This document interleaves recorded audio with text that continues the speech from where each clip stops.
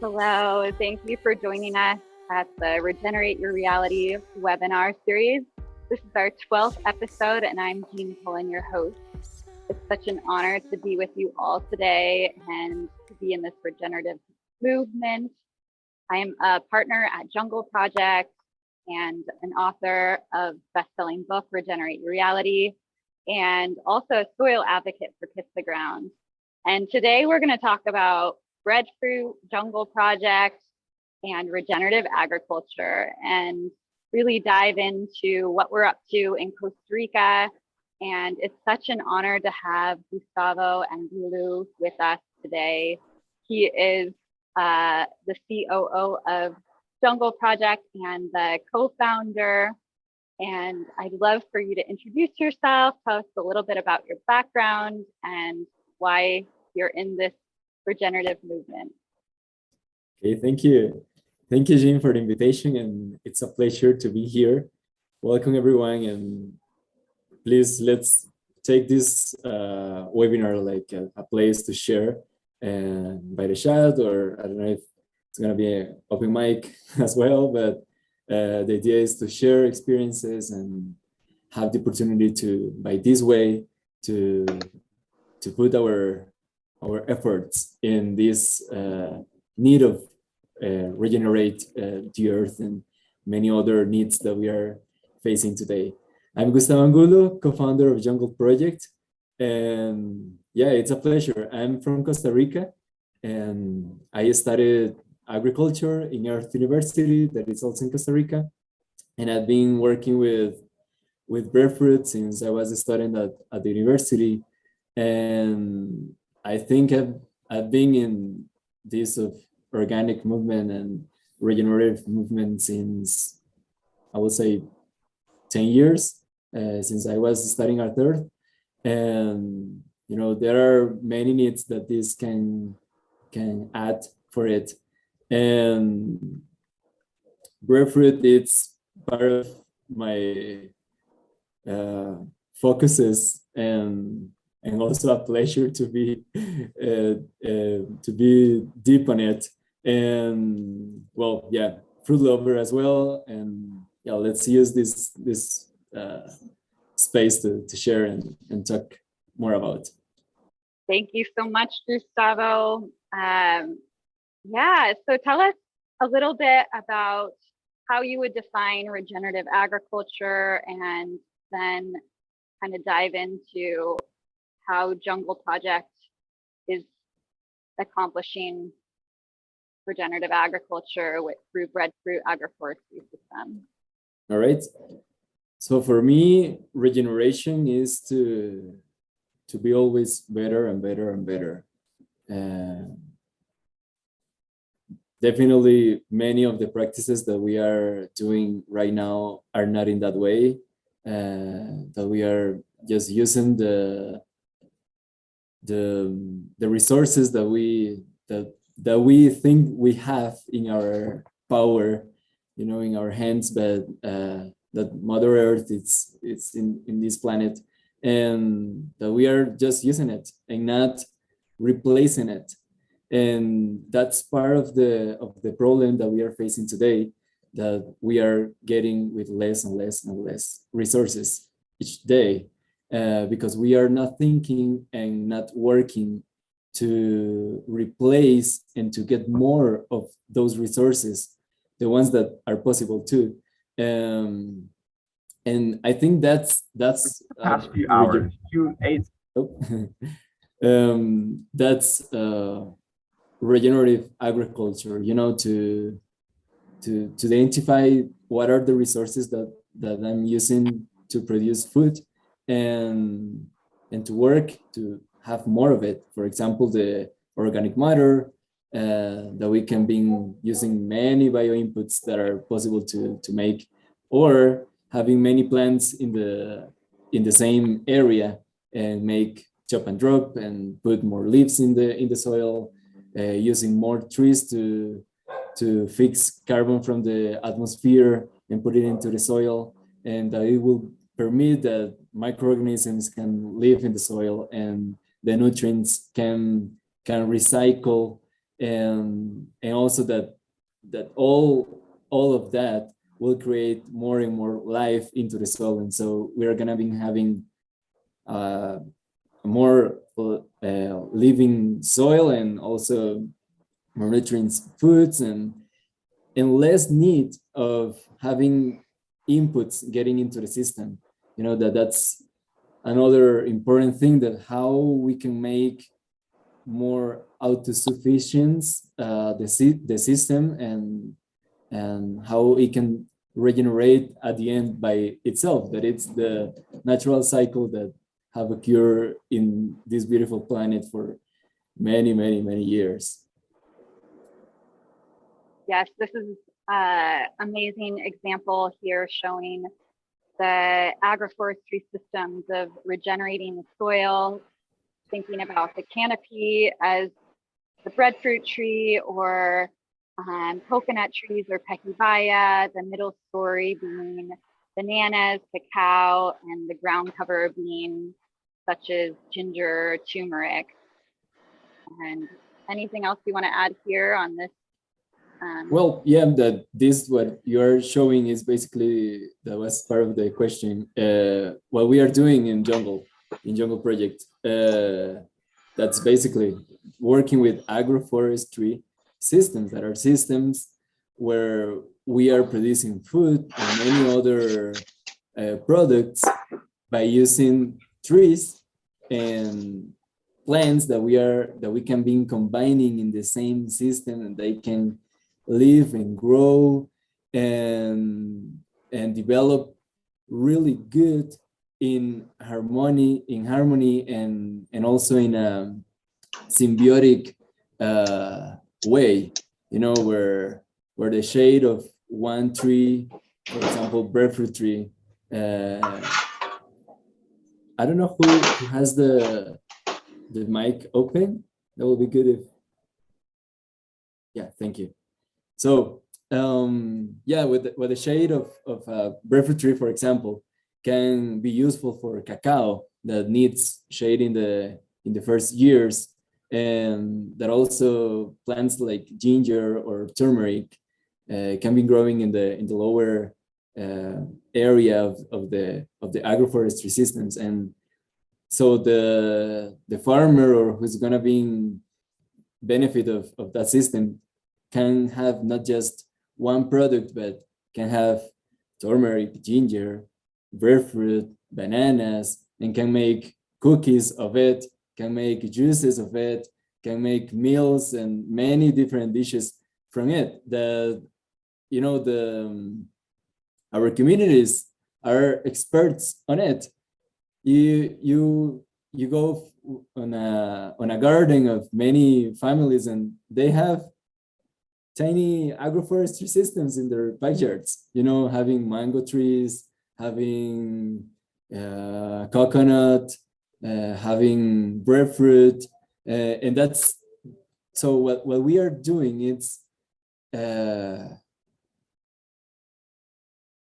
having those systems, those models in a commercial way, and that can have that can be spread in a more vast area, in more larger area, by having these concepts and these techniques that permits that this producing of food can be healthy and beneficial for everyone, you know, because it's really sad, and every time that I think on it, it's even more sad that how we are producing the food that we are eating, you know, and many of us don't know what's on it, you know, and how's the process, and many of those career you know, death and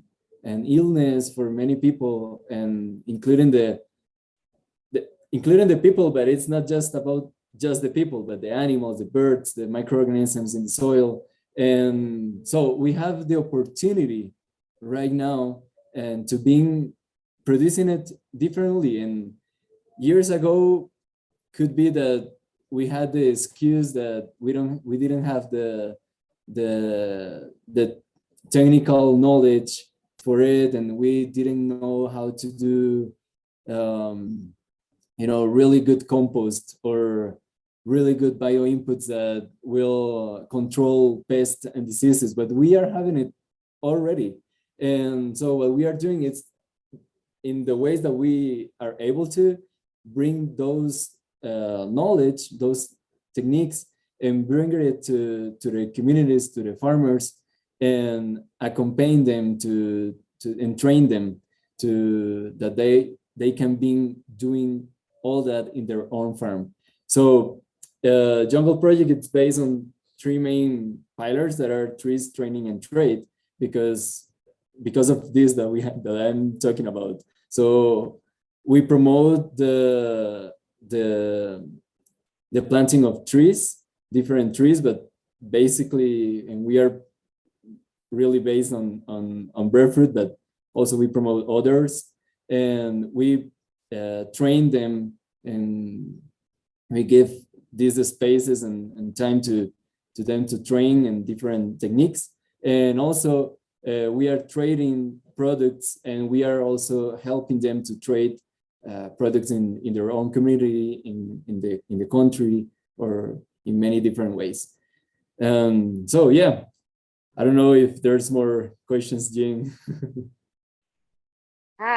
This is really great. I'd love to share some news this year with Jungle Project. We were able to expand to another 15 farming families in Tahibaya. And this is our second generation of farming families that joined us in the Trees Training Trade program. And we planted over 800 breadfruit trees in these communities with 5,000 companion plants. And it's just so exciting because we see breadfruit as a solution to many of the world's problems: hunger, malnutrition, and also the environmental aspect of just carbon sequestration, planting trees. And breadfruit is known as a miracle tree. And I'd love for you to go a little bit more into breadfruit and talk about all the different uses. And one breadfruit tree, for example, can feed a family for over 70 years. The bark can be used, the leaves can be used, the fruit can be used. What else, Gustavo? Well, maybe part of this won't be new for people that are here, because I saw that there's people from Belize, from Bahamas, and so that have been using breadfruit for many times. But well, yeah, breadfruit, it's a tropical tree that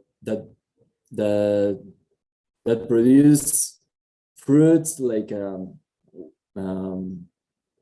melon size. It's like a potato in that size that grow in a tree.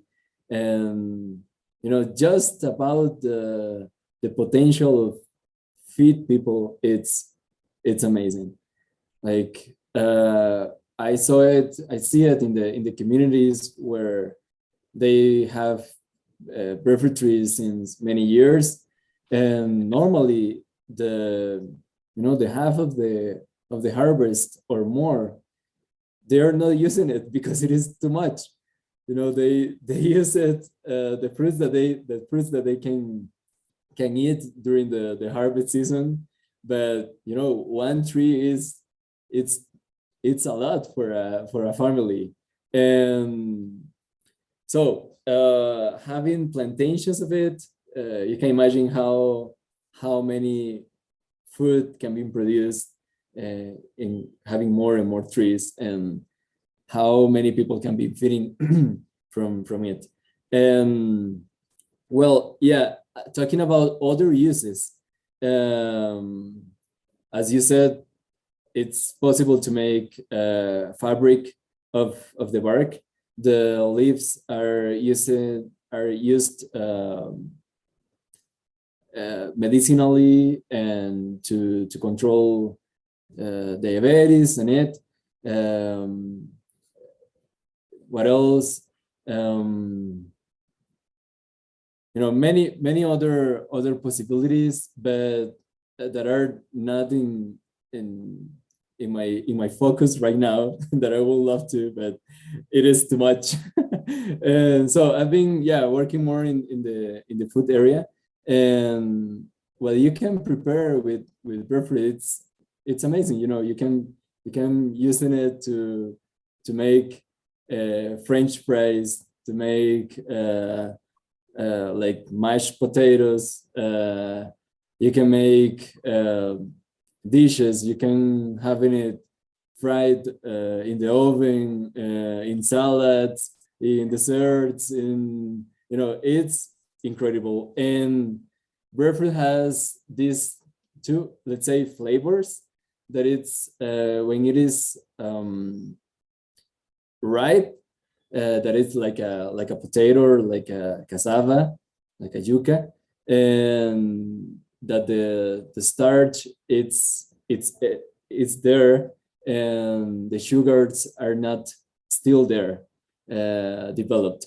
But then when the fruit continue ripening, you have the overripe or fruit, and you will have a sweet fruit.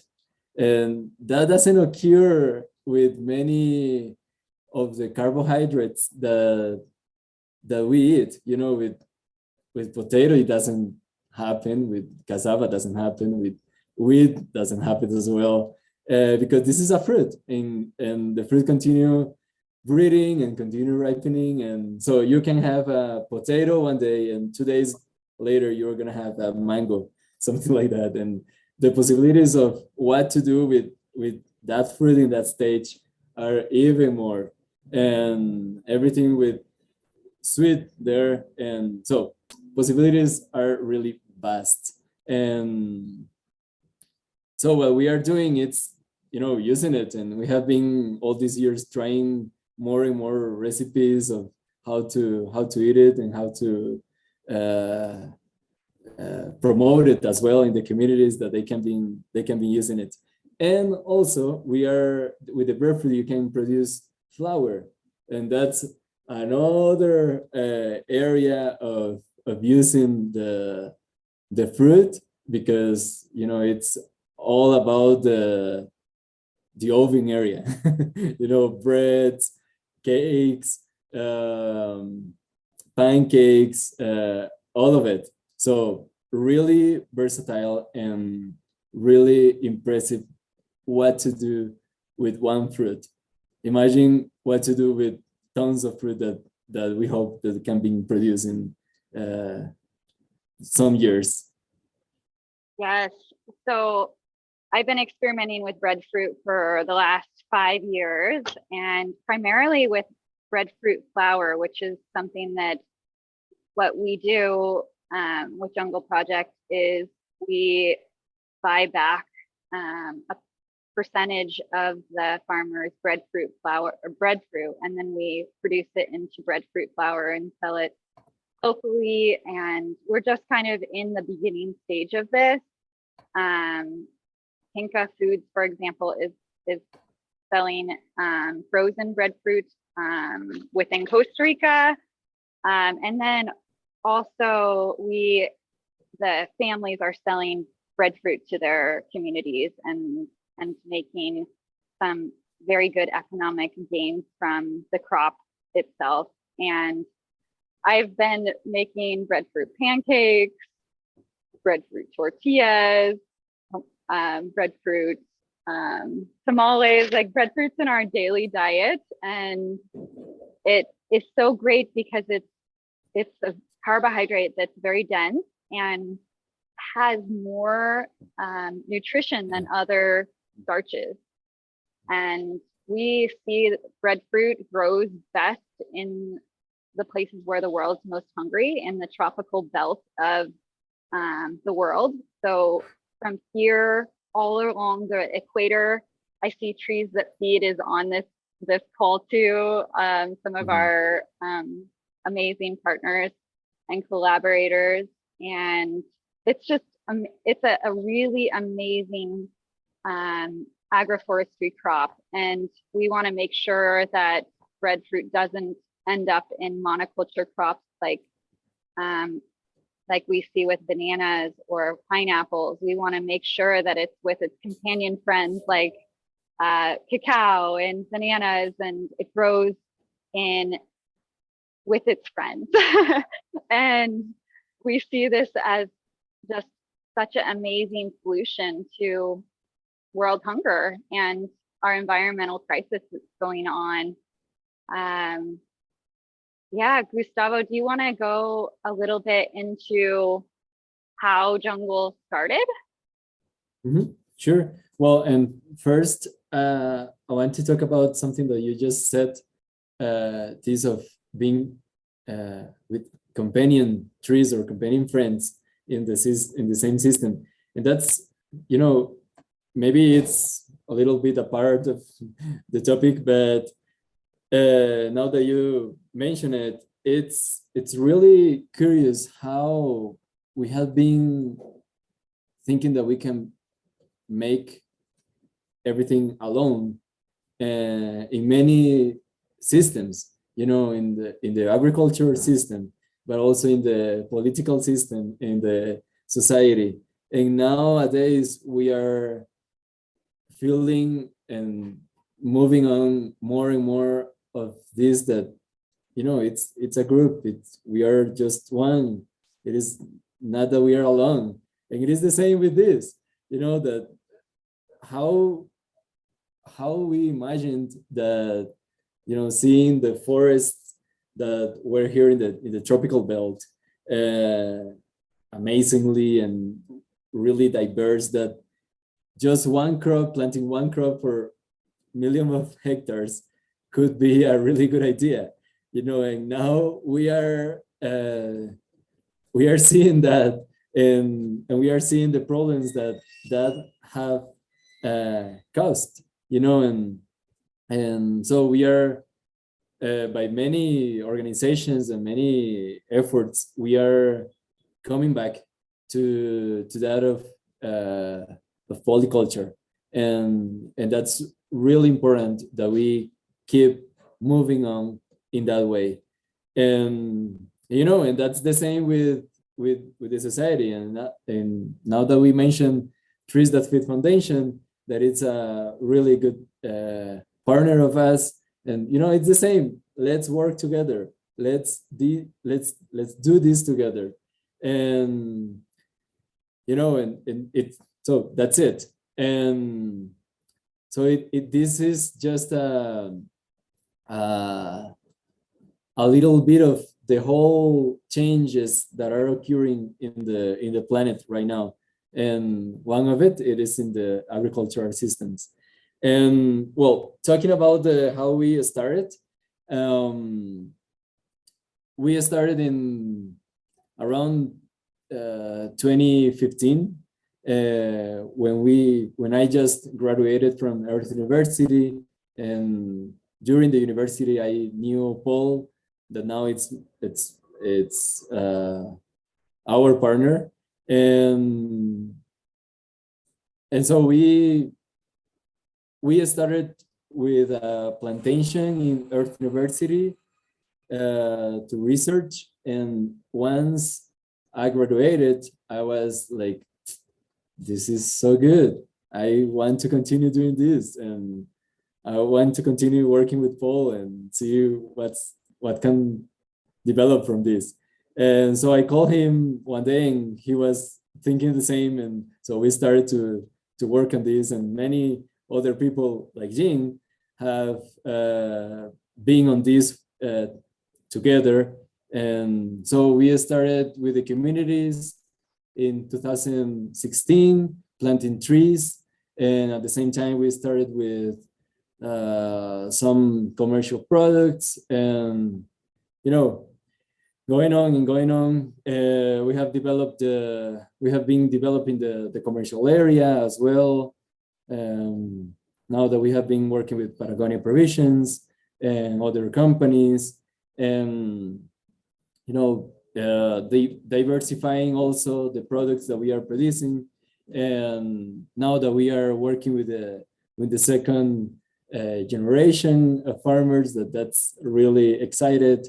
And so yeah, that's a brief story of how everything has started. There are many details, but that's it.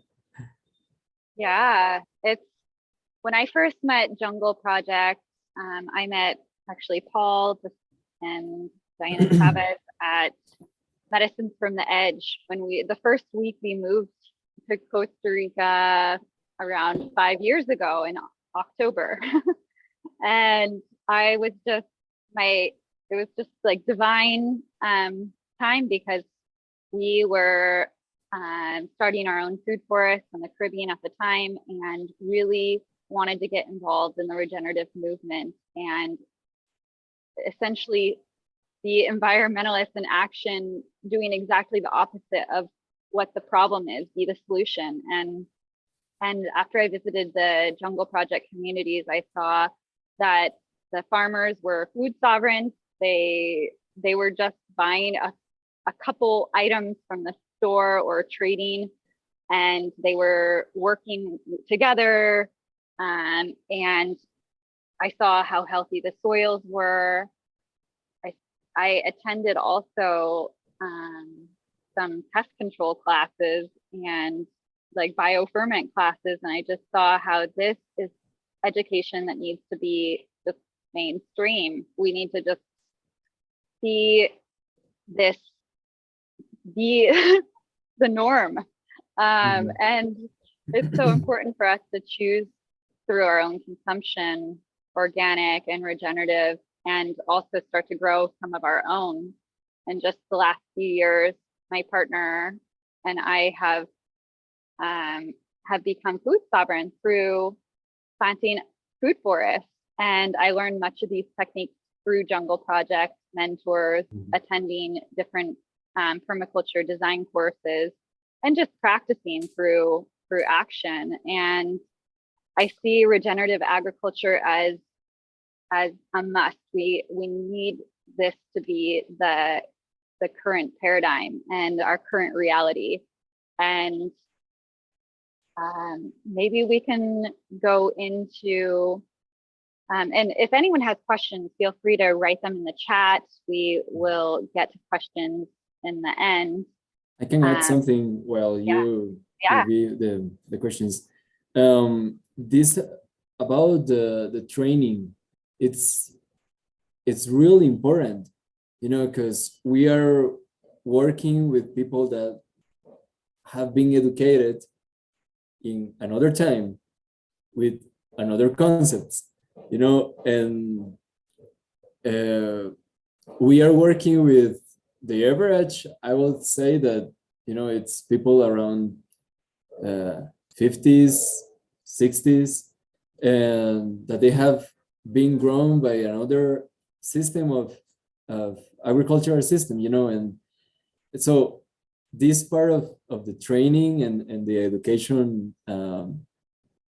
focus that we are implementing, it's crucial, and because it permits that we can relearn another things, and we can also identify that these practices that I'm doing, why are not the best, and why should I be doing other practices, and so these training sessions, more than being just giving them information and theoretical aspects, it's a space to them to express themselves, and to share what they know, and at the end, it's curious how we already know how to do it and what to do it, but we just need this like pushing up, and is by this direction. And so yeah, these training sessions are really important for many reasons. and also for sure permit us to learn a lot of the context of and the reality of the community and so that permit us also to be doing things that can be more in concrete with their own context and help them in the same reality that the communities are living. Yes. Yeah, our training program is 4 years long, and a breadfruit tree produces after 3 years, just a little bit, after 4 years more, and full production around 5 to 7 years. And we've found that many tree planting programs, they just plant the tree and they just weed the tree and hope it grows. And the success rate is not as high as if you have a training program and train the farmers on organic inputs and soil building and planting companion plants and different regenerative techniques, like Gustavo mentioned, and chop and drop we've talked about in the past. But yeah, it's just so amazing to see, and that is a big cost of ours, is the training program.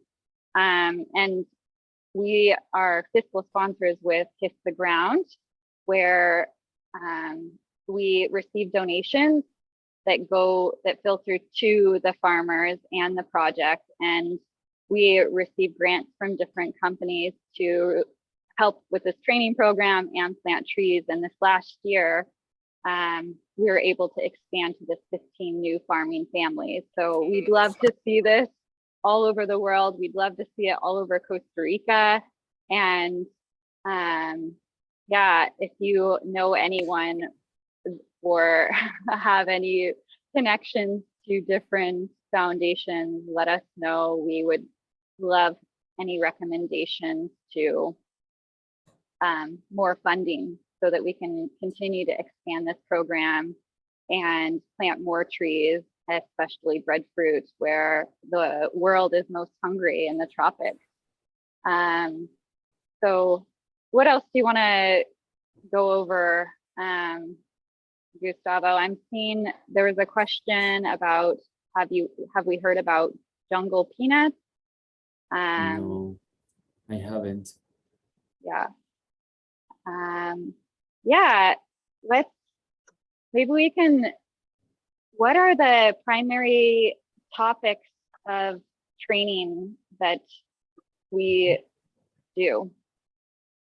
So we work, we start working with the concepts of regeneration or agroecology and organic agriculture, and why this is different of other type of agriculture in the chemical-based agriculture, and what are the difference and why it is important. And then we start training about how to produce,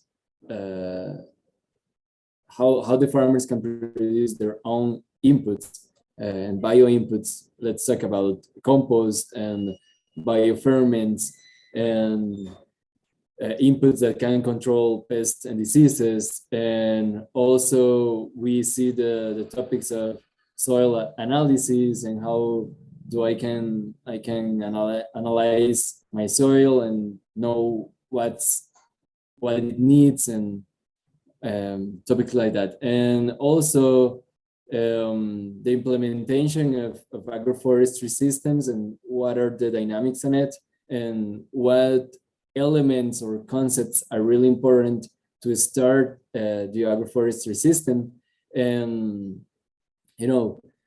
show them and bring in them some plants that can be key for the dynamic of the agroforestry system.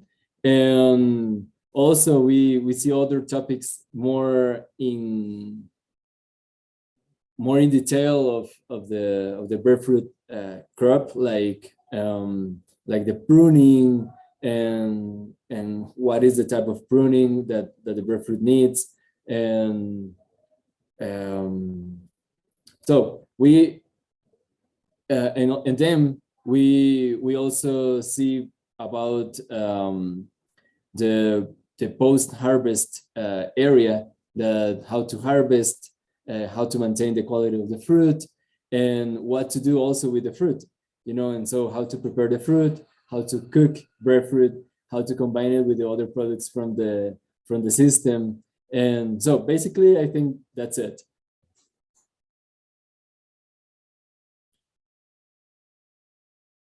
Yeah, amazing. Yeah, it's so beautiful to be part of this project and to see it grow.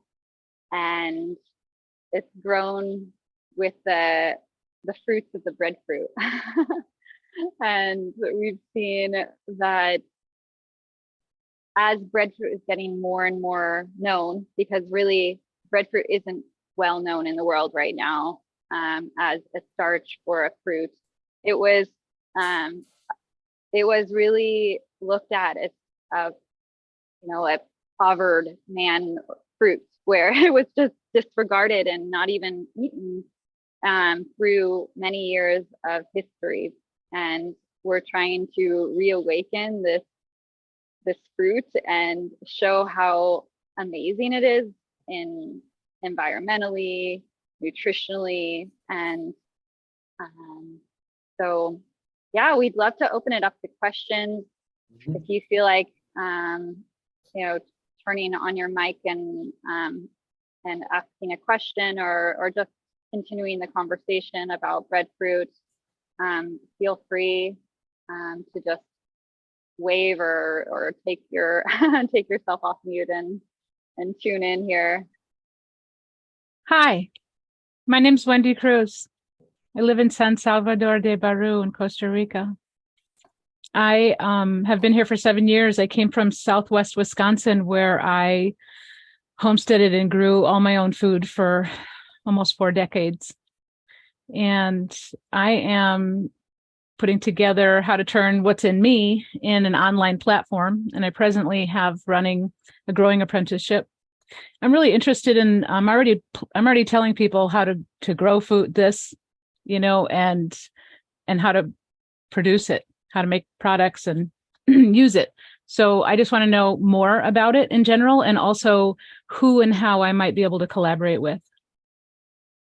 Yeah, great question. Yeah, there's ways we could collaborate. You can be in touch with me. I'll put my email in the chat. It could be we have breadfruit agroforestry techniques of how to maintain and prune and support planting breadfruit. And we also have a cookbook all about breadfruit and how to prepare breadfruit in many different ways. And I'm happy to share that. I can share it in the chat in shortly.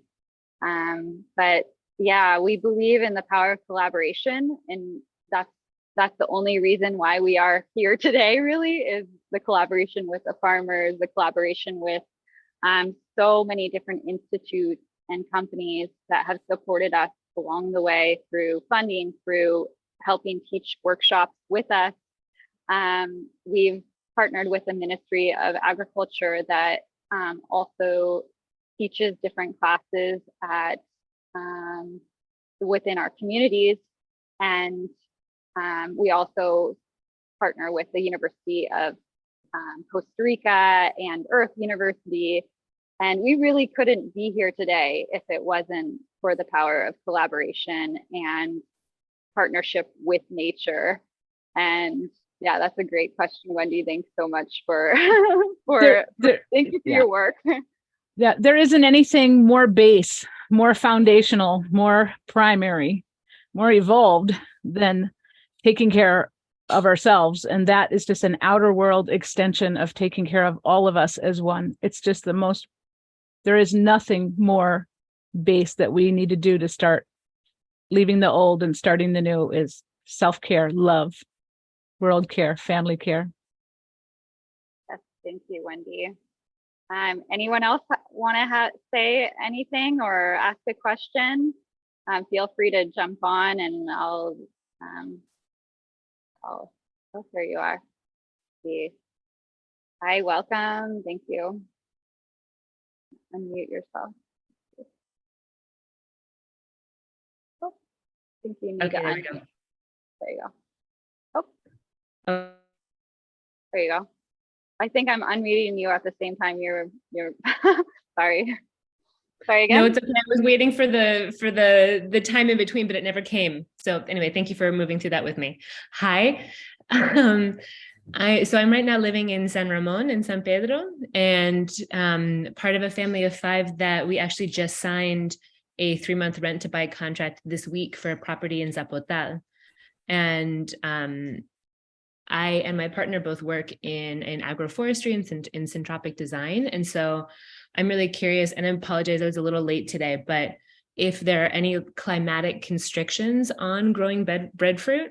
Zapotal is much cooler and much cooler than it is for example, in the Caribbean. Well, I'm from San Ramon, actually. Okay. So let's be in touch. Hi, neighbor. So I've planted breadfruit in La Paz. Okay. It's similar than Zapotal. Yeah. It's growing, haven't fruit yet. Let's see how it grows there. But the limit, it's 1,500 meters over the sea. Okay. That's the average limit about altitude. And about the temperature, it of course, the climate of the Caribbean, it's climate. So you can grow it, you can plant it, and let's see how it grows. But in Pejivalle, it is a little bit cooler than the Caribbean, even that it is Caribbean weather. But in the night, it gets like, I think, 17 degrees Celsius, and it grows really well. So, let us know. Okay. Yeah, I'll keep you posted. I feel like it might be perhaps more of a biomass use than actually a food production use. Uh-huh. But I love the leaves, so I'm okay with that as well. Thank you very much. To expand on your question, we've planted some breadfruit trees in Arnall, which is, I don't exactly know the location, but many years ago, we planted at a few different projects, and I have visited these projects and see them growing. It just takes a little bit longer, similar to like coconut tree takes longer in higher elevations than lower elevations. We saw that with the breadfruit tree, and in a project specifically Essence Arnall is where we planted some breadfruit trees maybe 8 years ago, and I'm seeing them produce.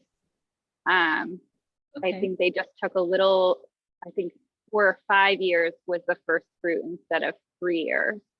So it's possible. I think it just takes a little bit longer, similar to that coconut, how they produce a little bit slower and higher elevations. And actually, I have a follow-up question too, is for people that are like myself interested in participating in utilizing breadfruit to help regenerate, are there, I know that jungle food in particular works with certain razas from Southeast Asia, like more than those that are from Costa Rica. Well, we work with, we have different varieties, and we have brought some from that are original. All the breadfruit is original from Oceania, the Pacific Islands.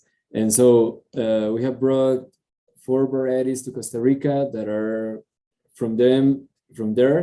The ones that have been in the country since 100 years, of course, they're coming also from there, for that area. Sure. But they already have 100 years established here and working with the climate here and the soil conditions. So we're having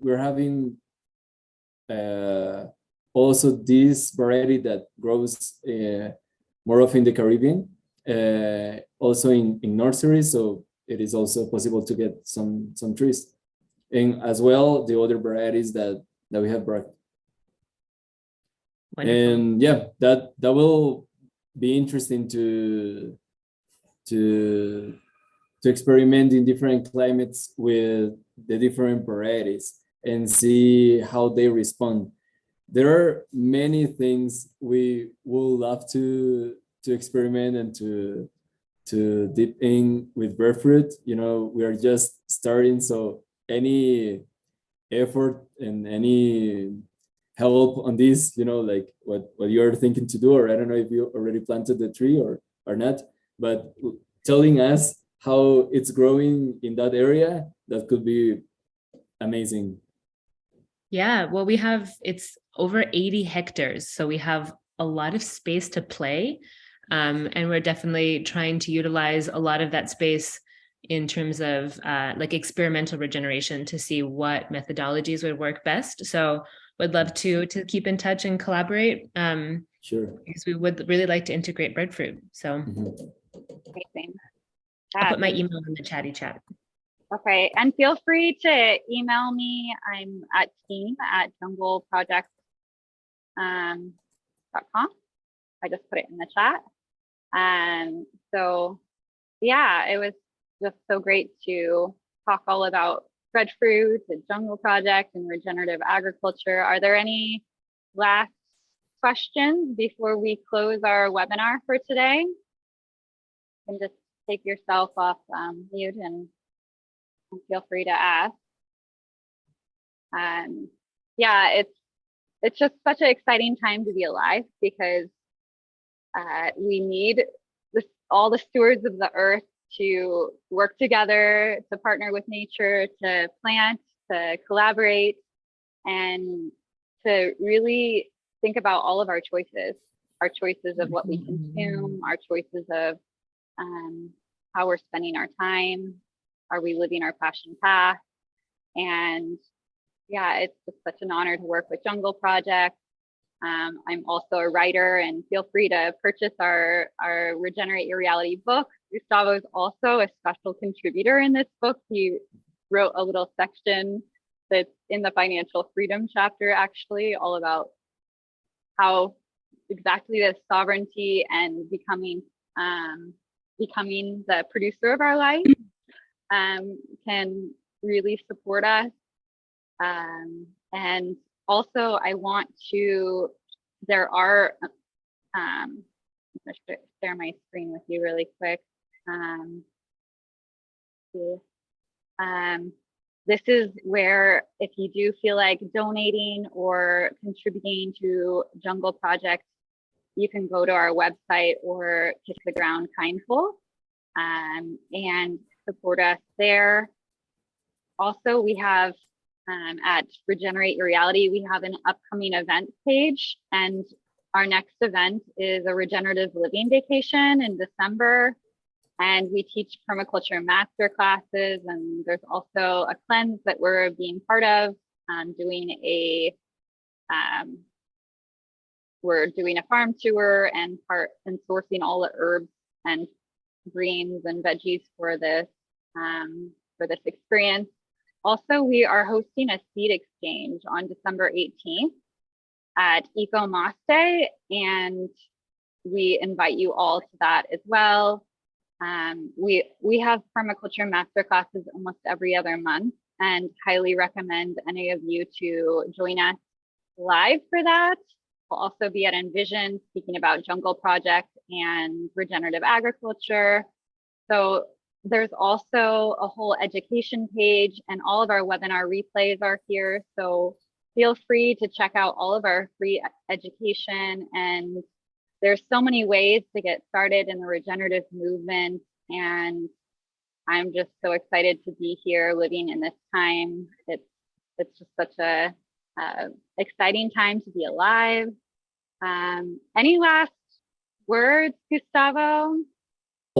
Thank you everyone for attending to this meeting, to this webinar.